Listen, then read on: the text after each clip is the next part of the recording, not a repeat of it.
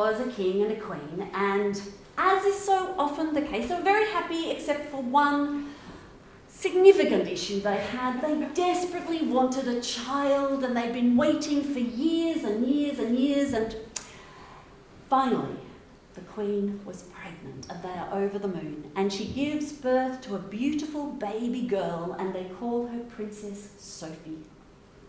And the king and the queen are totally besotted. They sit up at night, they hold hands over the child's bassinet and just look as she does a little curly, sleepy stretches and yawns. And as they sit holding hands, they get to planning the day, the big, amazing day to end all days in honour of this child, the naming day. And so the day is set and all the invitations are sent out, but particularly 13 invitations are sent to the 13 wise women of the land. And as luck would have it, they were all free and available and said they would come. Which is great because they would be giving gifts. It was important that they were there because they had gifts for life for the child. In this realm, there was also a mean, jealous, nasty, insecure, wicked wizard. And for obvious reasons, he was not invited. But he decides that he's going to come to the feast anyway and bring a very special present for the child. So the day arrives and everyone's in the great hall. There's a podium up on a little stage with a big long banquet table, and there's 2 thrones, and there's a gold-plated bassinet in between the thrones, and there's banquet tables, and everyone's milling around, including the 13 wise women. And the 13th youngest wise woman spies in the crowd that wicked wizard, and she knows he is up to no good. And just as she's about to do something, the bugle sounds and everyone has to take their seat. And so she ducks behind a heavy curtain on the side of the hall to wait and see she might be needed to intervene. So they all eat, and then there's the presenting of the gifts. And the wise women step forward and they give the child the most amazing gifts. They give her charm and wit and character. They give her intelligence and beauty and fertility and grace and strength and athleticism and musicality and languages, on and on and on. 11, 12 of them. The queen, who's been keeping tally, the little napkin, she knows that there's not 13 there, and so she's looking around, and into the breach steps the wizard, and he says, "Your Majesties, you haven't asked me when I brought the little princess. Well, I'll tell you, I brought her a very special present. On her 13th birthday, she'll prick her finger on a spindle and fall into a death-like sleep for the rest of her life." Shockwaves going through the whole hall. The queen goes deathly white. The king faints off his chair with a thud on the ground. And there is just terror.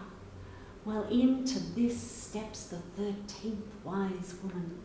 And she says, "Your Majesties, I cannot undo what my brother wizard has done entirely, but I can soften it a little. It is true that the princess will bleed on her 13th birthday, but it will not be from a spindle. It will be in cycle with the moon. And when she bleeds, she will dream, but it will not be when she's asleep."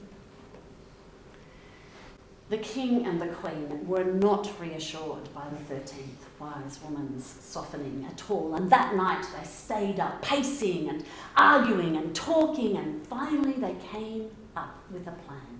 Every single spinning wheel or spindle in the country would be burned. There were fires for weeks. The army was sent out and they scoured every building, every house, and they burnt everything, every spinning wheel and spindle. Well, then things got back to a new kind of normal at the palace, and the princess was a charmer. Everybody loved her. She grew, she flourished, she was strong and adventurous and witty and smart, and she learned languages and music and archery, and she was just amazing.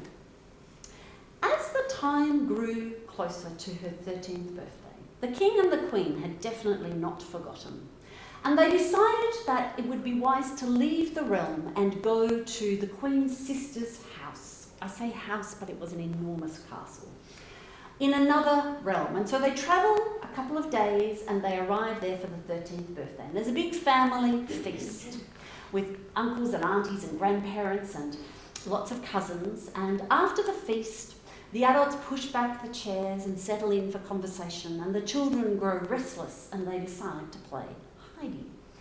And so they run around inside the castle finding places, and Sophie finds herself on her own in a part of the castle she's not familiar with.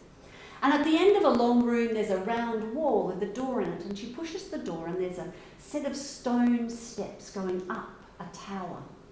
And she feels drawn to go up those stairs. And so she goes up and around, and she gets to the top, and there's a slit in the metre-thick walls, and she looks out and she leans on the sill, and she can see for the first time in her life the ocean, the blue strip on the horizon, and she's thrilled. And then she hears this sound that she hadn't noticed before. And she turns around and there's another room, and she pushes the door and there's a woman sitting at a wheel that's spinning.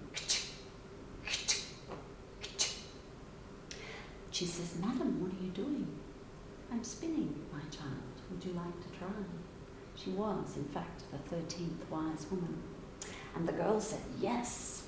And so the woman stood up and Sophie sat down, and the woman taught her how to spin. And so she began to spin, and as she did, she felt a tug in her lower belly and a wetness between her legs.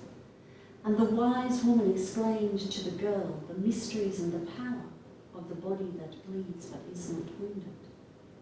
And the girl sat there spinning and dreaming and bleeding, spinning